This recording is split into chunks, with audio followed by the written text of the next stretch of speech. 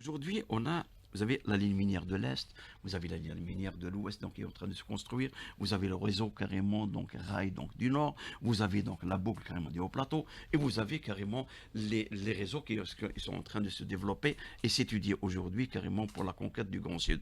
Alors, ce maillage route-rail, qui est un maillage qui œuvre pour l'intermodalité, qui se rejoint carrément dans les parcs logistiques, qui se rejoint, Inch'Allah, donc dans le futur, carrément donc des zones de libre-échange.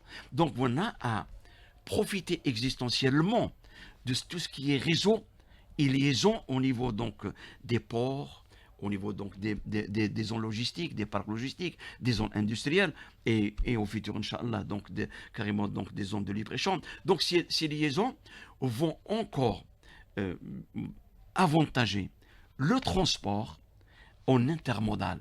Ce sera la route qui va se rapprocher carrément donc, de ce qui est parc, de tout ce qui est zone industrielle, de ce qui est zone de libre-échange. Mais le transport minier, le transport carrément des marchandises, le transport carrément donc de fortes carrément charges, il sera carrément par le biais de rail. Et là, on aura vraiment à optimiser carrément même nos ressources carrément dans le domaine donc de fossiles. Ah, on va économiser lorsque je transporte carrément donc par le rail et j'opte carrément peut-être dans le futur, Inch'Allah, il y a une volonté très déterminante pour qu'on passe au solaire. Et là même, lorsque carrément la traction elle sera électrique solaire, et là donc ce sera pratiquement donc on sera carrément dans les objectifs de développement durable.